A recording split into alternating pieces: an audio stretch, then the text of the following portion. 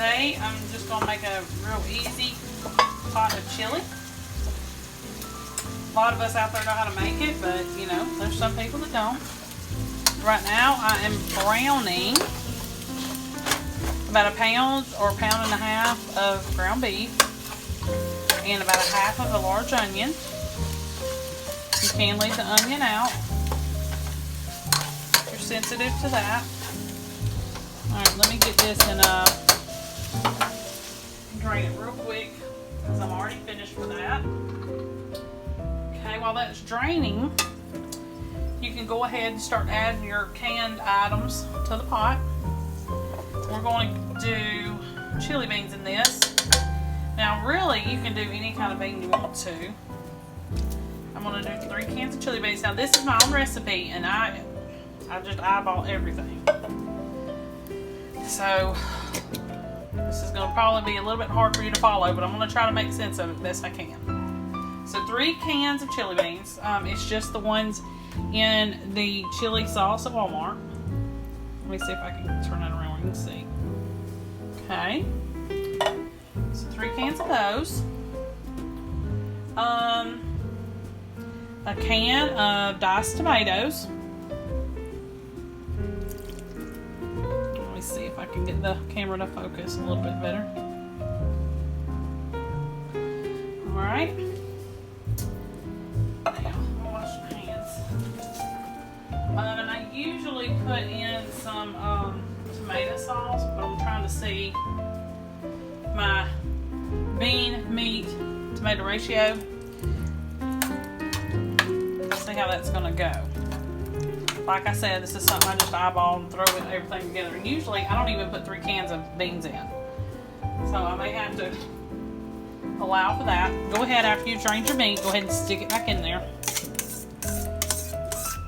So that was just, it wasn't even seasoned yet. It was just hamburger meat and or ground beef and onion. Alright, now I'm going to stir it all together. Turn this heat down. Alright. Now, it's still just a little bit too chunky. So, I wish I had a smaller can. I'm going to put this tomato sauce in it. Now, all of these cans are 15-ounce cans, give or take. And I'm going to take my tomato sauce can and we'll fill it with water. I think I'm only going to need just 1. So let's stir that up and see how that looks. Okay.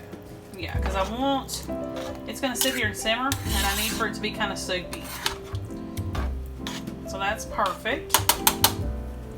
Alright. Now, I'm going to put just 2 beef bouillon cubes in there to help season it a little bit more. Hang on just a second, let me get some of my trash thrown away here.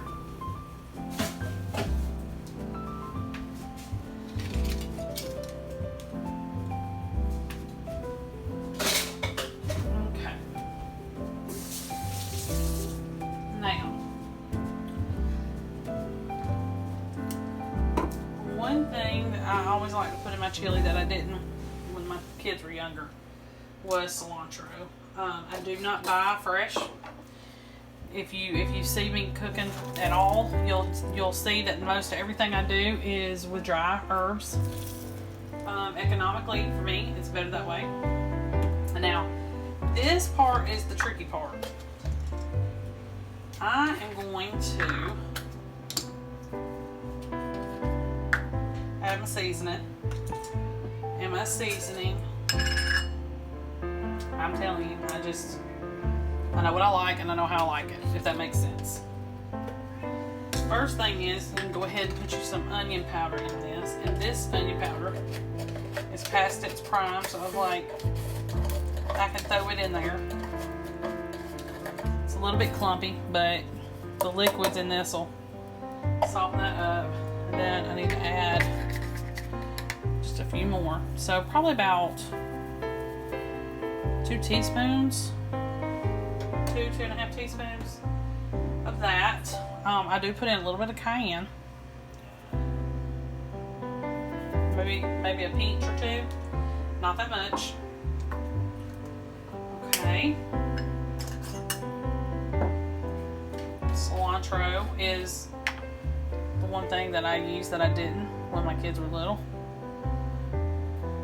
And I'd say about 3 teaspoons maybe. And I'm just eyeballing this, so I may be off a little bit. So let's stir all that in. I do not like cilantro. This is the only thing that I will put cilantro in. I'm not a fan of cilantro. To me, it tastes like dirt. I'm sorry, but it just does. Okay. Now, chili powder, cumin ratio. I'm not a fan of cumin, but I know it's got to be in there to make it chili, if that makes sense. So what I do is I make sure that I have more chili powder than I do cumin, because chili powder, you know, chili powder kind of goes hand in hand. So what I do is I put in how much chili powder that I'm going to use. So let's see.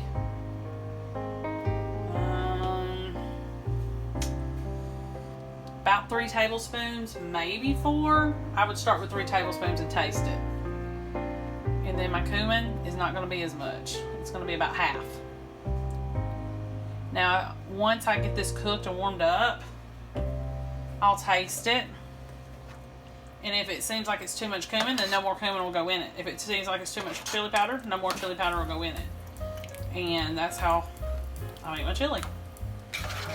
So, and this pretty much is just got to be heated really good. So usually the only thing that takes forever is the meat being cooked, and I cook that separate. Let me put a little bit of salt in there, because we're definitely going to have some salt, just a little bit. So you need to put just a little salt in there. Don't put a lot, because you need to see if it's too much salt or whatever. But that's it. That's a really easy chili recipe. I keep all my spices on hand. That way, anytime we ever want chili,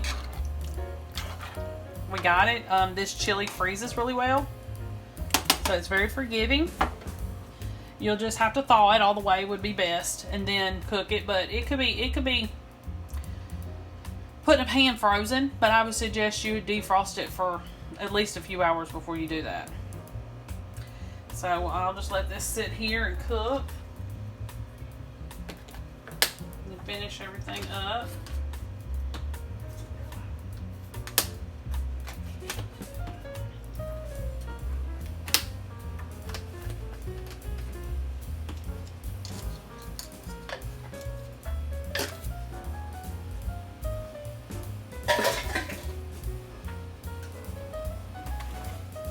And you do want your bouillon cubes, if you put them in, to melt. So keep that in mind too, it will dissolve. A lot of times I don't even put those in it. And to be honest with you, I don't even know if I can find them in here. So this needs to be hot and bubbly. And then I'll taste it and see what else it needs. Okay, y'all. It's all done and ready. It took about a half hour after the meat was cooked, of course, for it to kind of not come to a boil, but a high simmer. I tasted it first, and what I did was I really wasn't concerned about the meat and the beans. I know that's gonna be fine. It was the sauce part, this juice part. So I tasted that, and it kind of tastes like metallic off of the, probably, you know, because the vegetables were out of cans. So what I typically try to do to cover that up is I'll just add just a little bit more chili powder and a little bit more cumin, and add just a teeny bit more salt. And it's perfect now. And it should have that taste. Alright, see y'all next time.